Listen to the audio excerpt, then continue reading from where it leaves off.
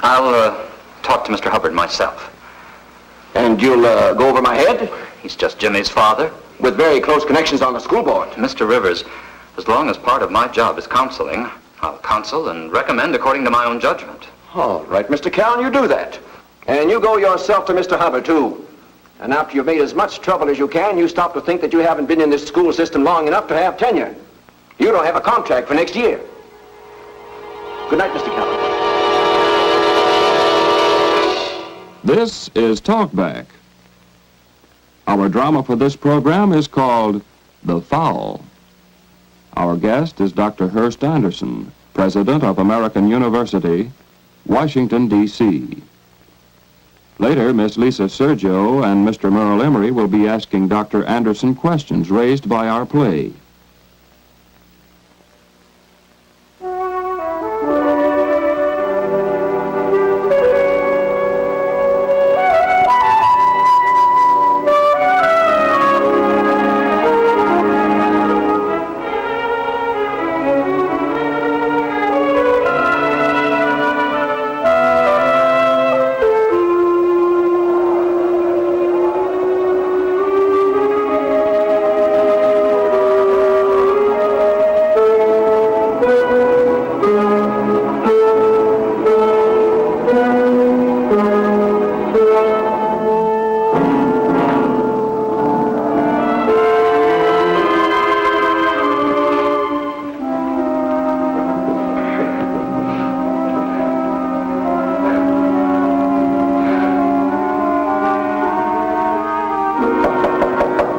Come in. Supposed to come to see you. Sit down, Pete. What is it this time? Same deal. Who? Jimmy Hubbard.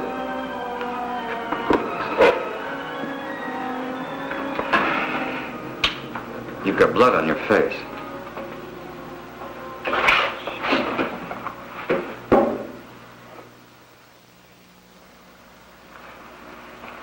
Did you hurt him? I didn't do him any good. They'll be calling you Killer Hogan pretty soon. I'd like to kill him. He's on my tail all the time. He's always pushing me and holding my arm when I go to make a shot. Nobody calls him. Basketball. I told that coach what he's doing. Can't you see anything I ask him? And he says, I'll call the fouls, Hogan. And it just keeps on going on like that. Until you get some action on your own. I told myself to just take it, but I get so shaky I can hardly play anymore. And then today I'm crouched down and he's standing over me, and I go to make a move and he stomps his foot right down on top of mine, so I just let him have it. I thought we had an agreement, Pete, that when you get riled you were going to save it and talk it over with me. I'm so shaky. Well, then walk away. Get a headache or sick to your stomach or something. Go to the shower room and think it out. Now, this makes the third flare-up you've had this semester, Pete. Let him expel me then. There's bound to be a limit somewhere. My dad got along without a high school diploma, so can I. Do you want to? Pete, we both know that, well, there's a big, snooty kind of population in this school. Maybe you are an underdog, but there are a lot of the other kids are, too. They don't have to fight for their lives. You believe me when I told you what he did, Jimmy Hubbard? Yes, I believe you. Oh, I said to myself, do what Mr. Cowan says and keep your head. But I think I gotta fight and fast, you know? You wouldn't let them expel me from school, will you, Mr. Cowan? I mean, my family and all that. It would mean an awful lot to them. You really want the education?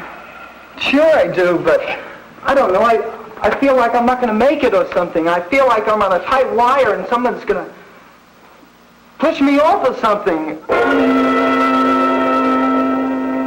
You will learn as time passes that this is an old problem here, but we must never weary of it.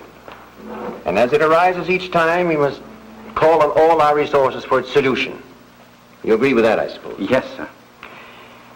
This school is supposed to be the plum of the whole system. Did you know that? Well, I'd heard. I'll tell you frankly, I was pretty pleased when I got this appointment. Probably you felt the same way. Yes, I was very pleased. I can understand you were. No more experience than you've had. Of course, we're very happy to have you on the staff, Mr. Callan. But experience is the main thing. I made these shelves myself one Saturday afternoon during the football game. Organization and neatness, terribly important. Now, about this Hogan boy. Well, I've got to know him pretty well, Mr. Rivers. I think he's a fine boy. Oh, they're all fine, every one of them. Yes, sir. Don't ever forget that. No, sir. I consider that at the heart of our job here. Yes. Well, as I was saying, I think I understand pretty well now the trouble he's been having. Of course, it's an old problem. I was trying to communicate to you a moment ago, Mr. Callan, before you broke in. Oh, I'm sorry. Before you broke in, that a position in this school, which is supposed to be so desirable, presents a problem that you don't find anywhere else in the whole system. We get more than half of our children from the wealthiest section in town. The rest come from what you might call the slums. Don't quote me on that. We don't use the word slums in this city. Yes, sir. No, sir. And, of course, the result is a terrible social division. Now, the result of a social division, Mr. Callan, is friction. And on top of social division and friction, we get a lot of interference from a very demanding group comprised of more than half of our parents, whose alert and active interest, of course, we always welcome. It is very important to do a good job here. You follow all that? Yes, sir.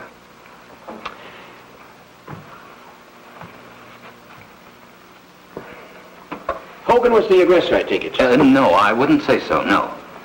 You said he hit Hubbard first. Well, I believe he was provoked. Persecuted, is he? No, I wouldn't say just that. 3 fights in half a semester must be easily provoked. Well, perhaps he is. In a case like this, we have to admit, I think, that we're not equipped. Well, I think I can handle this one. And what do you think the school board would say if they learned that we were harboring a terrorist here? Oh, I don't think that terrorist is the right word. That's right, Mr. Callan. Correct my language, but perhaps you will allow me some experience in interpreting the minds of the school board. Let me tell you, Mr. Rivers, what I know about Peter Hogan. Now, he is not a terrorist, and he's not a troublemaker. Yes, Mr. Callan. He's a sensitive boy. Yes, all this bullying shows that easily. Well, I don't think there's one instance in which he wasn't driven to self-defense. Of course, he has a reputation now for popping off easily, and that makes him a perfect target for every kind of abuse. Maybe he's brought that on himself, but he's a very frightened boy. Fortunately, he's also intelligent. You're not assuming that from his grades, I trust. Well, I think that fear can paralyze Mr. Rivers. He's too anxious a boy to study. But he's got a mind that can grasp and reason, and I think I can help this boy. In a case like this, Mr. Callan... The worst thing that we can do is confirm his fears. I don't know, of course, what degree of responsibility you're willing to take in this. Well, I'd be glad to make my recommendations in writing and take full responsibility. By George, Mr. Callan, I think you've got the right idea. Every student in this school deserves this kind of close attention when he needs it. That's what we're here for. I'll tell you frankly, I don't get this kind of cooperation from the rest of the staff. You're doing a good job, Callan. But stop by again. We'll have another chat. Well, thank you, sir. I will. That's very clever. Fear paralyzes. That's right on the button, Mr. Callan. Thank you, sir. So submit your report and we'll see about it. Yes, sir.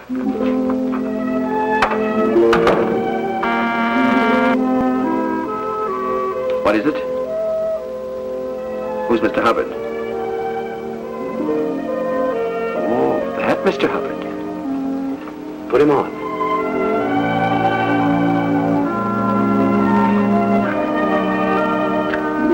Hi, Pete. Hi. I just talked to Mr. Rivers. Everything's going to be all right. Thanks. Thanks an awful lot. So come in and see me tomorrow, will you? Lunchtime? Oh, around noon. I won't let you down. Thanks.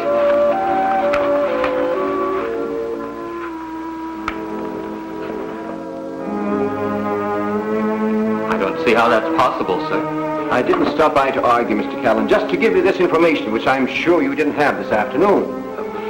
Come in and sit down, sir.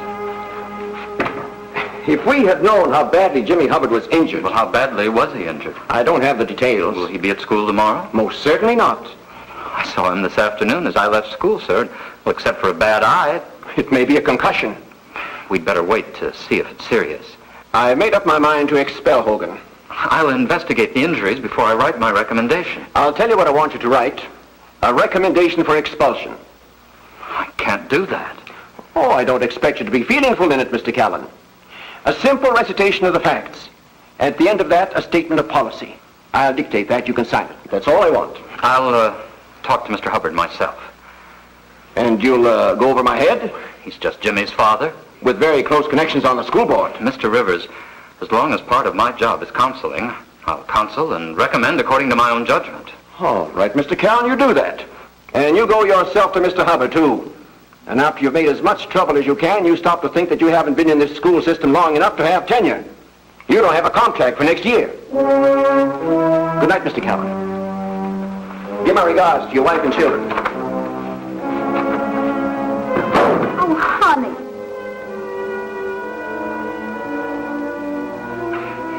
Just a little difficulty with a boy at school. I heard it. What can you do? Oh, this Hubbard has him scared tonight. I'll talk to him again in the morning. And what if he's still scared in the morning?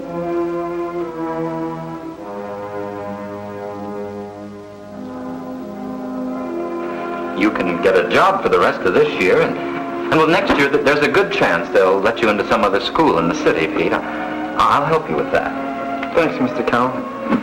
I did everything I could for you, Pete. I know that. It's just that I knew it was coming. Now, that isn't true. Here, let me fix that. You're a good kid, Pete. You've got a lot on the ball. I guess I better go home and break the news. If you'd like me to talk to your folks... Well, did you write that recommendation like you said you would? Why, sure I did, Pete. Well, if I could show that to my folks so they could see in writing that someone didn't think I was so bad. Well, that sort of thing is not supposed to circulate. It'd help an awful lot. Well, maybe it wouldn't, really. I mean, well, I wasn't able to say everything I wanted to. You see, Mr. Rivers says there's policy. It's just got the facts down. You mean just that I got in a brawl? That's all they wanted, and I didn't call it a brawl. Nothing about what he was doing to me, though. They only wanted what happened in the fight, Pete. They didn't want why. Oh. Well, wait a minute. First, it's going to break, and I don't want to run into a lot of the guy. Just for a moment, I want to say something. I hope I'll see you around every once in a while. Sure, Mr. Callan. Just that I didn't think people like you got scared.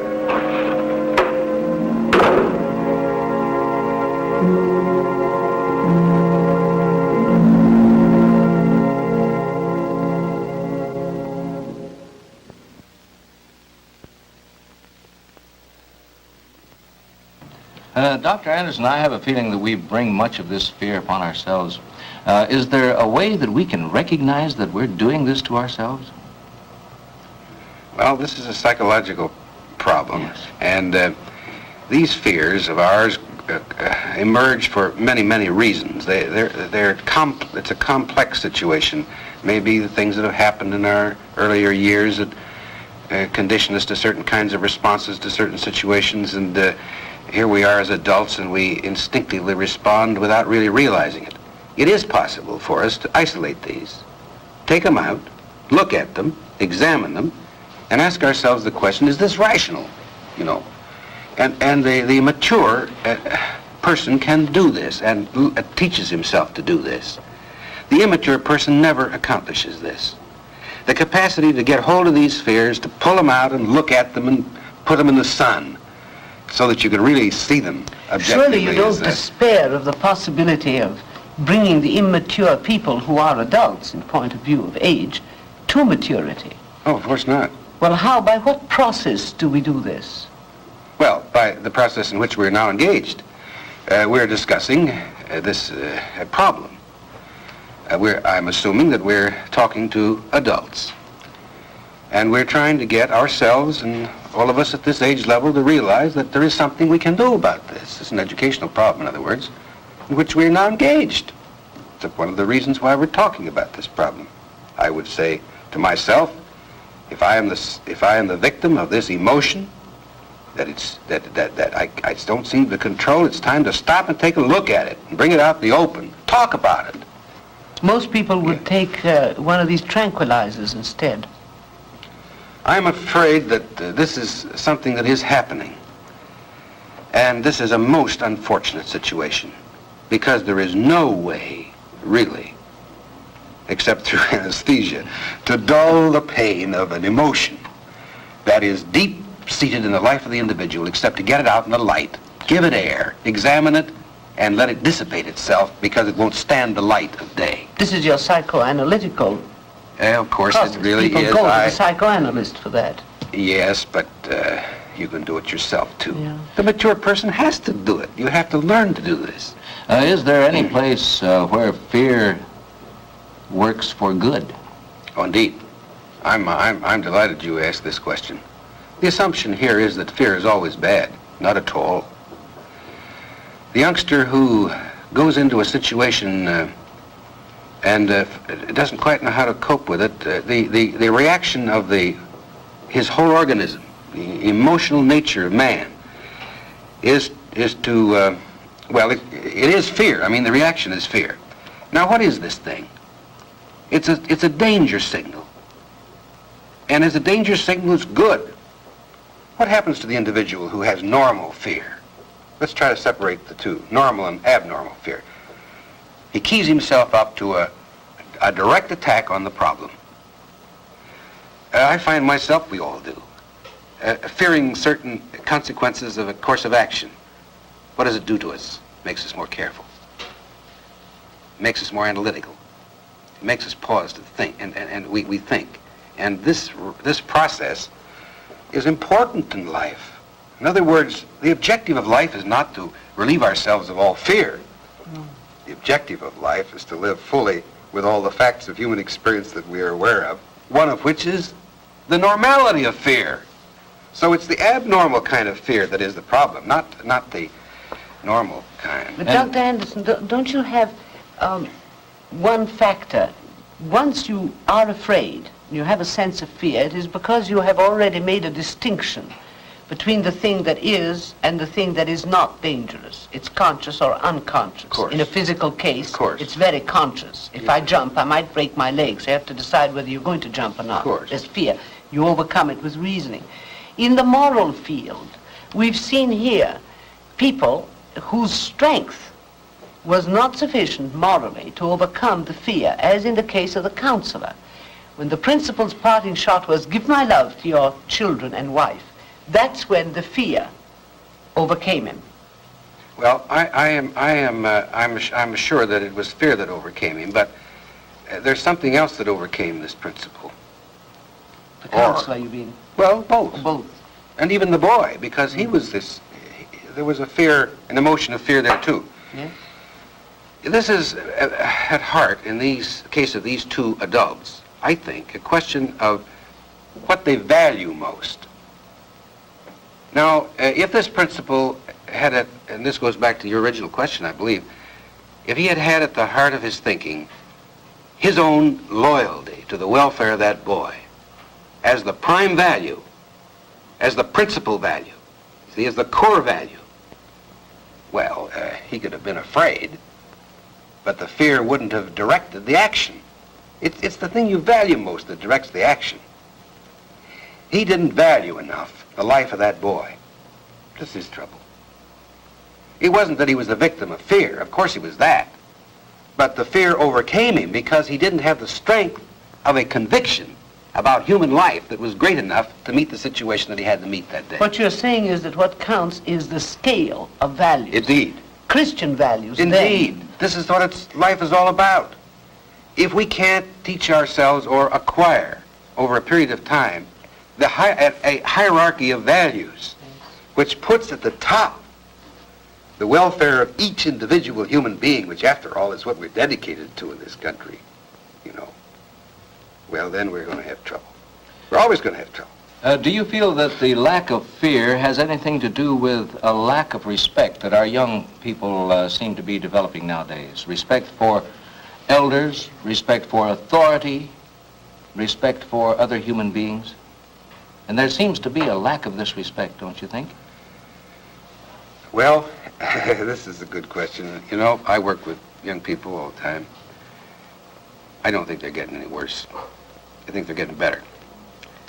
I think there's a greater sensitivity right now to some of the fundamental values we've been talking about among young people than there was 15, 20 years ago.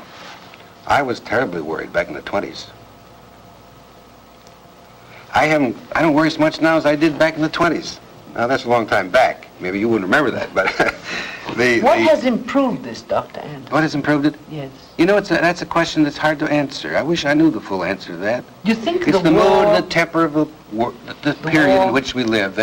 influences that are brought to bear upon the lives of youngsters, the international situation, the national situation, the cultural environment, the problems of the community, all of these things.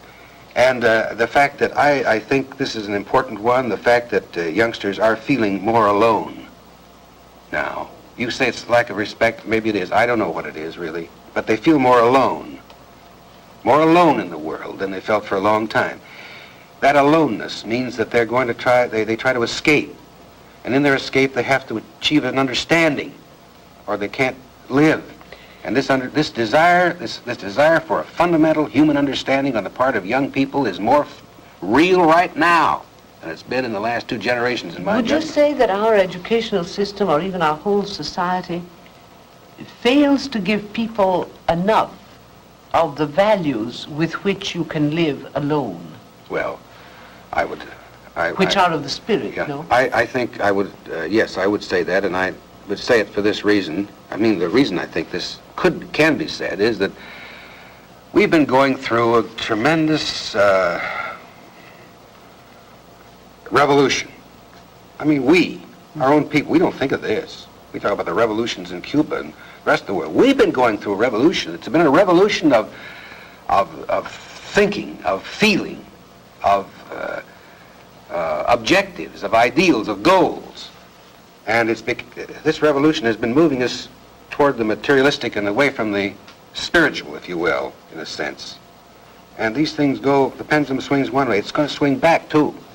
There's a lot of evidence that it's swinging back now. It's beginning, is it not? I think so. People are feeling the sort of fleeting quality of the material things we've acquired.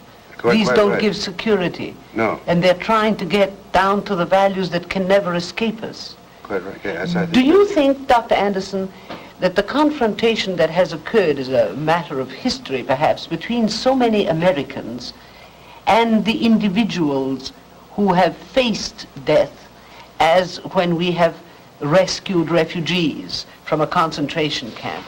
We have come in personal contact with people who have really sensed the deep values, that the only thing you live and die with is your own conscience. If you're not at peace with that, nothing else matters. Do you think this has awakened Americans to this fundamental value in our own history? Well, I know it's awakened students. Now let's talk about what I know best, because it's awakened students. The presence of students, the Hungarian students. I'm thinking of several. This is not an abstraction. Yes.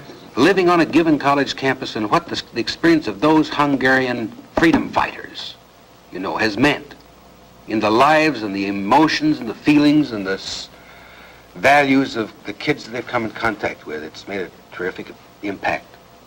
My judgment, I think it has. I'm very happy to agree with you on your statement about the youngsters. I think they're getting better too, and I'm happy to agree with you on this one particular subject. But it has been noted in polls taken in schools, the placement of respect. In questions asked, whose friendship do you value the most? They put first the athlete, Oh, yes. The most popular person in school, my girlfriend, and the teacher. Yes. And we also go back to the real values and the place that they have in conquering fear. How can we teach our youngsters real values when they have this lack of respect? Well, now, I dodged your question a moment ago, I expect, and I'm sure you felt that, but I didn't intend to, really. Let me ask you this question. When Johnny comes home and he finds that his father has violated the traffic ordinance, and he has a ticket, and he says to his wife proudly, well, I called Jim down to the police station, he fixed it. To a sensitive kid, what does this do? There's a kind of respect that goes beyond human understanding sometimes.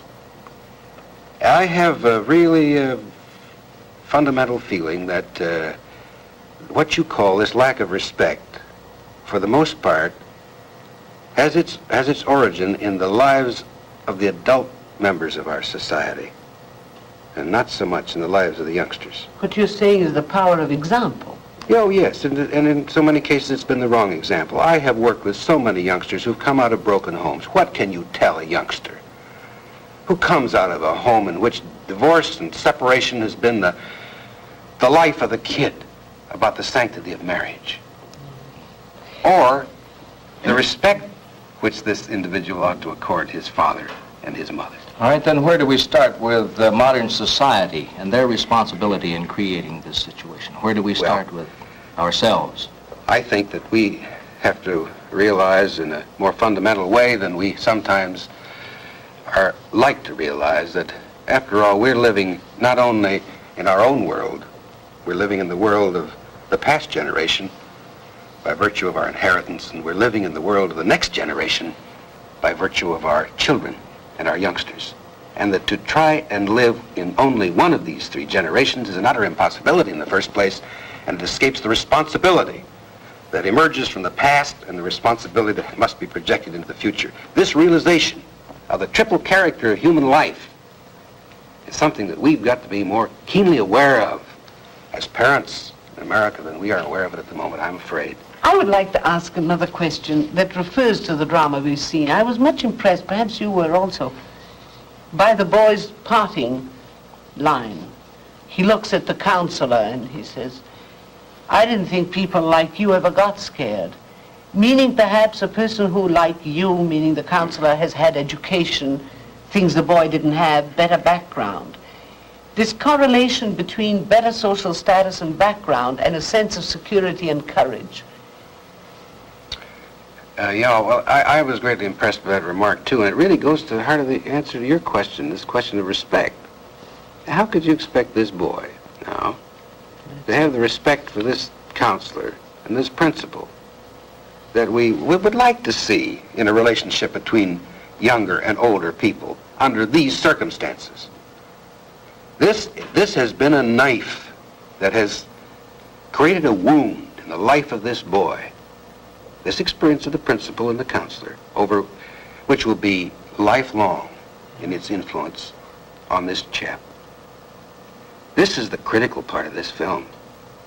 These two people, with educational responsibility, living in a Christian culture, responded to values which will have an effect on this youngster, an adverse effect through his entire life.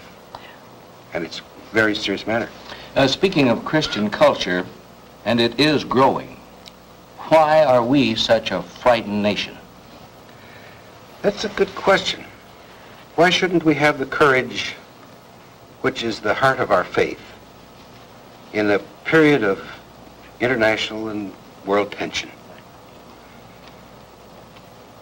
I don't think we could answer this question with one or two simple observations, but I suspect that This discussion isn't finished until you have thought through to your satisfaction the questions that Dr. Anderson, Miss Sergio, and Mr. Emery have been considering. Perhaps you will want to continue to think and talk about the issues which Talkback is raising. Talkback is a public service program presented by this station and the churches of your community. It was produced in cooperation with the National Council of Churches as a contribution of the Methodist Television Ministry.